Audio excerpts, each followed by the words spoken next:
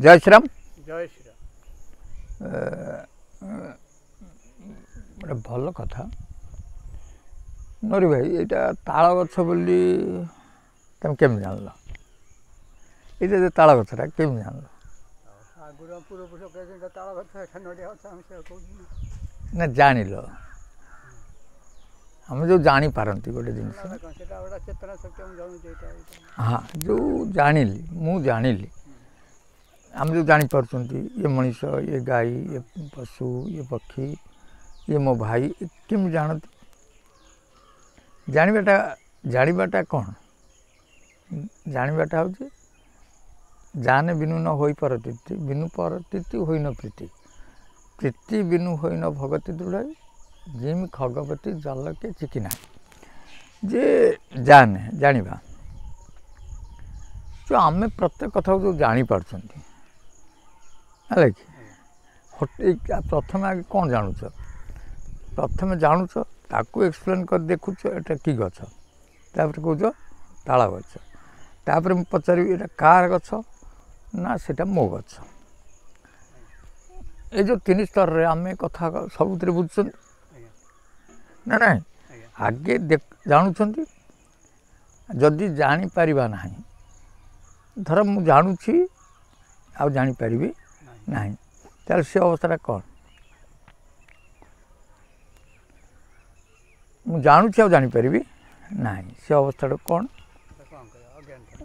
अज्ञान कौन जानी पारिबने से केम जानला गछ ये किसी देखुनी सब शून्यता शून्य जाऊँ सब शून्य देखला कौन जानला कौन जो शून्य अवस्था आम जाना अवस्था को आस जानुची जानुची जानुची किंतु जानुची तापर द्वितीय स्टेज को आसी से कहूँ या जानिली या जानिली तो एटा कहार जानिली ना ये मो कथा बुझुना कि एटा आमर स्तर रे अच्छी शून्य शून्य जानिबा जानिबा पर बुद्धि द्वारा से आइडेंटिफाई करोची एटा कौन गछ कि गाई तृतीय हूँ कहार ये पर्याय आम भितर प्रतिदिन घटुची तेणु ये जो शून्य को जोटा आम अनुभव करूना धर जे जापर आउ जापर ना से जो अवस्था शून्य ना ना हाँ तेणु जो जानाटा अपने स्टेज दे कहूँ जे मु तत्व जानिली मु तत्व जानी तत्व जानी माने कौन तत्व पाईगला तत्व जानिले तुटे भ्रांति कहती ना तत्व जानिबा सहित तत्व को निजे अंगरे लिभेबा दरकार मु रामायण जानी रामायण जानी रामायण सब कथा को तुम पुंखानुपुंखार जानिबा दरकार जानिबार अर्थ न खाली जानी जावा जानिगले कौन हम हजार जानले भी कौन हम कि भागवत मुझे जानी जानले कौन हम तार तार जो सारांश को जावाई तत्व को बुझा पड़े माने प्रत्येक कथा को निजे अनुभव न कले तुम जानवर किसी मूल्य रहा मु रसगोला जानी कम पेट पुरीगला से जिलेबी जानी कम पेट पुरी जाऊँ खाइबा को पड़ू से प्रथम कथा को जाना सहित ताकू अनुभव को आनिबा दरकार जदि अनुभव ना ताल किसी ना कि जानवर किसी भी मिले ना तेणु जानाटा को निजे अनुभव करवा तत्व को ताले तमें बुझीपार मैं जोड़े भल प्रसंग कहूँ जे देख जगन्नाथ कहूँ जगन्नाथंकर चारिद्वार धर्म अर्थ काम मोक्ष धर्म आम चार भाग कराई धर्म अर्थ काम मोक्ष यहाँ धर्म अर्थ काम मोक्ष कि एम देले धर्म अर्थ काम मोक्ष किंतु पंचम द्वार खोली दे ठाकुर जो पंचम द्वार रहा धर्मर युधिष्ठिर आकटे ये चार रहिले ना यार धर्म का आकटे तेणु से जो पंचम द्वार खोलिले कौन हुए ना आमे प्रकृत स्वयं परम को जानती ये तो रूपधारी गुणधारी ये तो दृश्यधारी आ धर्म अर्थ काम मोक्ष प्रदानकारी କିନ୍ତୁ ଧର୍ମ ଅର୍ଥ କାମ ମୋକ୍ଷ ପରେ ଯେଉଁ ବ୍ରହ୍ମପ୍ରାପ୍ତି ସେଇଠି ଅଛି କେଉଁଠି ଜଗନ୍ନାଥଙ୍କ ପାଖରେ ଅଛି ସେ ପଞ୍ଚମ ଦ୍ୱାରରେ ଅଛି ହେଲା କି ଏ ଯେଉଁ ସବୁ ରୂପ ଏକ ହେଇଯିବ ଅର୍ଦ୍ଧମାତ୍ରାରେ ପଳେଇବ ଆଉ ବ୍ରହ୍ମ ରହିବ ସେଇ ଅବ୍ୟବସ୍ଥା ବି ଜଗନ୍ନାଥ ମନ୍ଦିର ଭିତରେ ଅଛି ତେଣୁ ପଞ୍ଚମ ଦ୍ୱାର ଖୋଲିବା ଦରକାର ଯେତେବେଳେ ପଞ୍ଚମ ଦ୍ୱାର ଖୋଲିବ ନହେଲେ ଇଏ ଚାରି ଦ୍ୱାର ବନ୍ଦ ହେଇଯିବ ଏଇ କଥା ମନେ ରଖିବା ଦରକାର ଯେତେବେଳେ ପଞ୍ଚମ ଦ୍ୱାର ଖୋଲିଲେ ଇଏ ଚାରି ଦ୍ୱାର ବନ୍ଦ ହେଇଯାଏ ଚାରି ଦ୍ୱାର ବନ୍ଦ ହେଲେ ଯାଇକି ପଞ୍ଚମ ଦ୍ୱାର ଖୋଲେ ସେଇଟା କ'ଣ ହୁଏ ନା ଆଉ କେହି ଦର୍ଶନ ପାଇବେ ନାହିଁ ଚାରି ଦ୍ୱାର ବନ୍ଦ ହେଇଗଲା ପଞ୍ଚମ ଦ୍ୱାର ଖୋଲିଗଲା ସେ ବ୍ରହ୍ମକୁ ଗଲେ ଏଠି ଅନୁଭବ ଅଛି ଏବେ ଠାକୁର ପ୍ରଦାନ ବି କରୁଛନ୍ତି ତାଙ୍କର ଭକ୍ତଙ୍କୁ କିନ୍ତୁ ସେଠି ବ୍ରହ୍ମକୁ ପଳେଇବେ ଯେତେବେଳେ ବ୍ରହ୍ମରେ ସ୍ଥିତ ହେଇଯିବେ ସେତେବେଳେ ଅର୍ଦ୍ଧମାତ୍ରା ଯିଏ ରହିଲେ ସେ କାର୍ଯ୍ୟକାରୀ ହେଇଯିବେ ବୁଝିଲେ ମାନେ ଯାହା ସବୁ ସଂସାର ବିନାଶ କାର୍ଯ୍ୟ ଆରମ୍ଭ ହେଇଯିବ ସେତେବେଳେ ସେ କ'ଣ ହେଇଯିବେ ଗୁପ୍ତ ହେଇଯିବେ ବ୍ରହ୍ମକୁ ପଳେଇବେ ହେଲେ କି ଏବେ ଠାକୁର ବିଦ୍ୟମାନ ଅଛନ୍ତି ନା ବିଚାର ଅଛି ଆଉ ସବୁ କଥା ସେ ବୁଝୁଛନ୍ତି ଏମିତି ଭାବନା ଯେ ଏତେ ଶୀଘ୍ର ହେଲେ ଭଲ କୁଆଡ଼େ ସବୁ ଚାଲିଯିବେ ଲାଭଟା କ'ଣ ହେବ କି ଯାହା ସମସ୍ତେ କହୁଛନ୍ତି 13 ଦିନିଆ ପକ୍ଷ ପଡ଼ିଛି 2020ରୁ ଆରମ୍ଭ ହେଲାଣି ବୟସ ତ ମେଳ କରି କହୁଛନ୍ତି ତେଣୁ ଏଇଭଳିଆ ଘଟଣା ଘଟିବ କେତେ ପଟ ନା 39% ଘଟିବ ଘଟୁ ଅସୁବିଧା କ'ଣ ଅଛି କିନ୍ତୁ ସେଇମାନେ ବି କହୁଛନ୍ତି ଯିଏ ବ୍ରହ୍ମ ଏକାକ୍ଷରରୁ ଜାଣିଛନ୍ତି ଅଣାକ୍ଷରରୁ ଜାଣିଛନ୍ତି ସେଇମାନେ ସେତେବେଳେ ପ୍ରସିଦ୍ଧ ଲାଭ କରିବେ ତେଣୁ ଗୋଟେ ବେଳ ଆସିଲେ ତ ପ୍ରସିଦ୍ଧ ଲାଭ ହୁଏ ବା ଲୋକ ଗୋଡ଼େଇକି ଖୋଜନ୍ତି ଧର ଯେପର୍ଯ୍ୟନ୍ତ ଆଳୁର ଅଭାବ ହେଇନି ଆଳୁ କାହିଁକି ସେ ଖୋଜିବ ତେଣୁ କୌଣସି ଗୋଟେ ଅଭାବ ପଡ଼ିଲେ ତାକୁ ଖୋଜାଯାଏ ସେରକମ ବା କୌଣସି ଗୋଟେ ସେଭଳିଆ ବ୍ୟବସ୍ଥା ଆସିଲେ ବା ବିପଦ ଆସିଲେ ସେ ଖୋଜାଯାଏ ଘରେ ସେ ଜିନିଷ ଥୁଆ ହୋଇଥାଏ କାଟି ଆଣି ପଡ଼ିଲେ କଥାଟା ଆଣିଲୁ ସେତେବେଳେ ଆବଶ୍ୟକ ଲାଗେ ତେଣୁ ସେ ବ୍ୟବସ୍ଥା ଭଲ କିଛି ଖରାପ ନୁହଁ ଆଉ ମୁଁ ଯେତିକି ଦେଖୁଛି ସେମାନେ ପ୍ରମାଣିକ ଦେଉଛନ୍ତି ହେଲା କି 7, 6, 20 କରୁଛନ୍ତି 7, 7, 14, 20 ପୁଣି ବି 2024 ବି ଦେଖାଉଛନ୍ତି 24ରେ ଏମିତି ଘଟିବ ଏଇଟା ସବୁ ଲେଖା ହେଇଛି କିନ୍ତୁ ବିଦ୍ୟା ଦୃଷ୍ଟିରୁ ଜ୍ଞାନ ଦୃଷ୍ଟିରୁ କହୁଛି ଯେ ଯୁଗର ଗୋଟେ ସମୟ ଥାଏ ସେଇ ସମୟରେ ଏଭଳି ସବୁ ଘଟଣା ଘଟେ ଆଉ 13 ଦିନିଆ ପକ୍ଷ ଆଜି ନୁହଁ ବହୁତ 13 ଦିନିଆ ପକ୍ଷ ବି ପଡ଼ିଛି କିନ୍ତୁ ସେମାନେ କହିବା କଥା ଯେ 2020 ପରେ ଯେଉଁ ପକ୍ଷ ଆସିବ ପ୍ରମାଣ ସହ ଦେଖାଉଛନ୍ତି 2020 ପରେ ଯେଉଁ ଆସିବ ସେଇ ହେବ ତାହେଲେ ହଉ ଖରାପ କିଛି ନାହିଁ ମୁଁ ତ ଜ୍ଞାନ କଥା କହୁଛି ଆଉ ତୁମେ ଜ୍ଞାନଟାକୁ ଶୁଣିଥାଅ ଗୁରୁ ପାଖରୁ ସେ ଯୋଗଣାକ୍ଷର ହେଉ ବ୍ରହ୍ମାକ୍ଷର ହେଉ ଗୁରୁଙ୍କର ଧନ ଭାବିକି ତାକୁ ରଖିଥାଅ ପାଖରେ ସମୟ ଆସିଲେ ଜାଣିବ ହେଲା କି କିଏ କ'ଣ ଆଉ ଭଗବାନ ଦ୍ୱାରା ସମସ୍ତେ ପ୍ରେରିତ ମୁଁ କହୁଛି ଅନ୍ୟମାନେ କହୁଛନ୍ତି ସମସ୍ତେ କହୁଛନ୍ତି ପ୍ରକୃତି ଯିଏ କାମ କରିବ ସେ ବେଳ ଆସିଲେ କରିବ ନା ଆଉ ଏବେ କିଛି କହିଲେ ବି କିଛି ଲାଭ ନାହିଁ ମାନିବେ ବି ନାହିଁ କେହି କରିବେ ନାହିଁ କାହିଁକିନା ସେ ବି ଜାଣିଛନ୍ତି ତେଣୁ ସମୟ ତାକୁ ସିଦ୍ଧାନ୍ତ କରେ ହଁ ଆଉ ଟିକେ କଥା କହୁଛି ଯେ ଗୋଟେ ଭଲ କଥା କହୁଛି ଯେ ଭଲ କଥା ବଳିଆ କଥା ରାମାୟଣ କଥା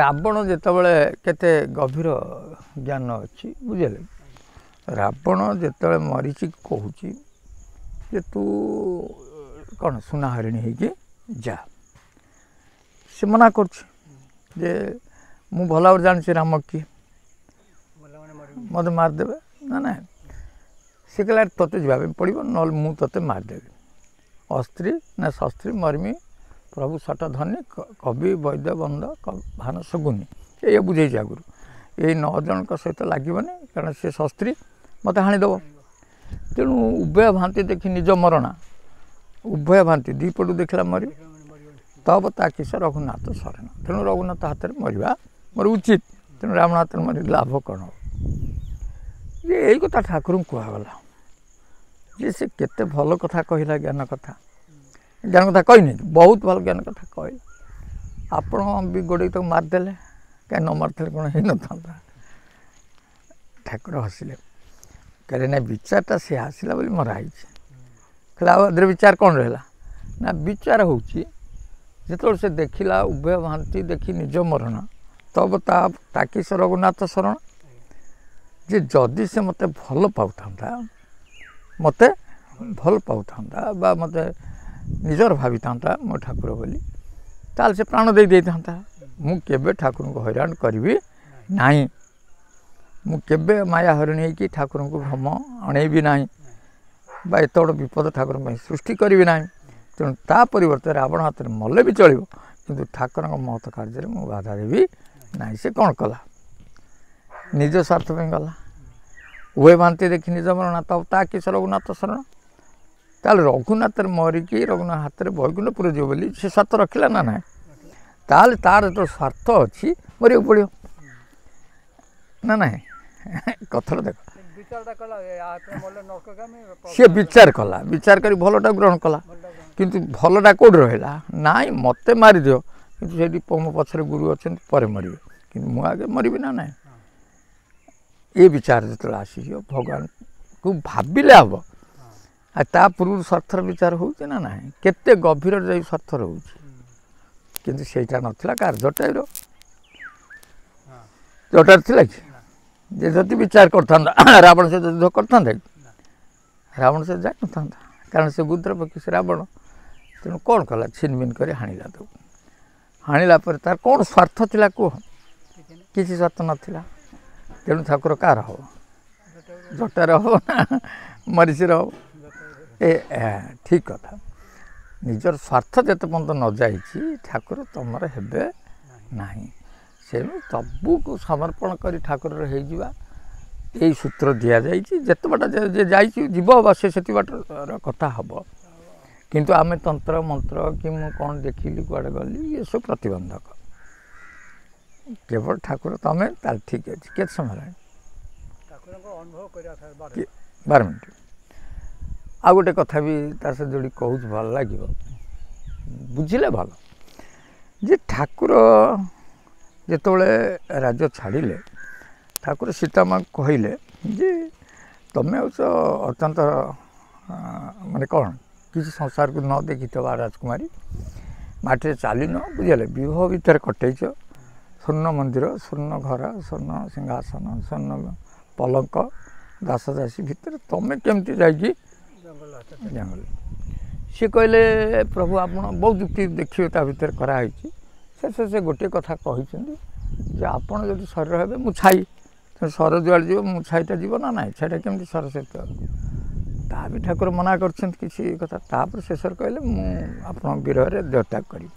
ତେଣୁ ଯଦି ସେ ମରିଯିବା କଥା ଉଠିଲା, ତେଣୁ ଠାକୁର ଆଣିଲେ। ମାନେ ବୁଝ, ସେ କେଉଁ ଆଉ ତ୍ୟାଗ କଲେ? ବିବାହ ତ୍ୟାଗ କଲେ। କାହା ପାଇଁ? ଫେର ସ୍ୱାମୀ କେମିତି ମାଗିଲେ ସୁନା ହରିଣୀ ଦିଅ?